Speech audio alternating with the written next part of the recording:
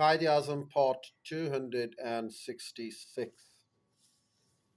This was in reality a stopgap wartime appointment, as Churchill himself put it, though other names like Anthony Eden had also been considered at that stage. As it transpired, Field Marshal Lord Wavell's viceroyalty and the penultimate before a final British withdrawal turned out fair different to what Churchill had wanted, neither stopgap nor a rubber stamp. Wavell brought to his responsibility many extra burdens. The principal amongst them was the antipathy that Churchill carried about India, the Indian armies and the Indians in general. There are, of course, innumerable instances that could be cited here of Churchill's intransigent, truculent attitude to things and matters Indian, but just a few before we commence traveling with Field Marshal Wavell on his viceregal journey of India ought to suffice, and they are really best recounted in Wavell's own words. Churchill really did hate India and everything to do with it, and as Emery had observed, then Churchill knew as much of Indian problem as George III did of the American colonies. On another occasion, Wavell had committed that Churchill's views about India are like those of the cavalry subaltern of old, and his military thinking is Boer War vintage. However, he, Wavell, had not been prepared for what was the cabinet's obvious lack of interest in India. I have discovered that the cabinet is not honest in its expressed desire to make progress in India, and that very few of them have any foresight or political courage. Wavell surmised accurately that Churchill feared a division among the conservatives over India question, and also that such a split would destroy his government by irreparably damaging the wartime coalition.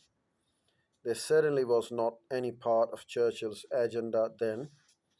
Besides, Churchill's opponents on Indian policy had good reason to defeat to his prejudices, but only for the duration of time, for quite unexceptionably, winning the war was then principal objective, which is why wartime unity at home always took precedence over initiatives on India's independence. In this sense, Wavell came to his new responsibilities when opening for settlement in India were possibly the lowest priority. That is why it was not until after a full year in office that Wavell took up India's constitutional problems. However, when he finally did, he stressed the inevitability of the negotiations with both Congress and the Muslim League.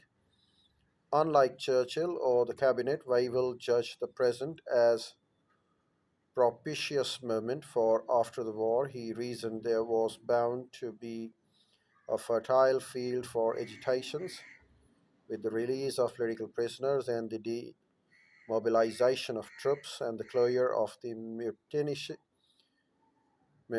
munitions factory. Wavell pursued his ideas, proposing a provisional political government of type suggested in the Cripps Declaration within the present constitution, coupled with an attempt to reach a constitutional settlement. Outlining his scheme, he explained that he would begin by calling a small conference of political leaders to frame agreed proposals for the composition of transitional government and consider the re-establishment of popular governments in provinces which were then under governor's rule. Churchill's response was standard, that these very large problems required to be considered at later and in victorious peace.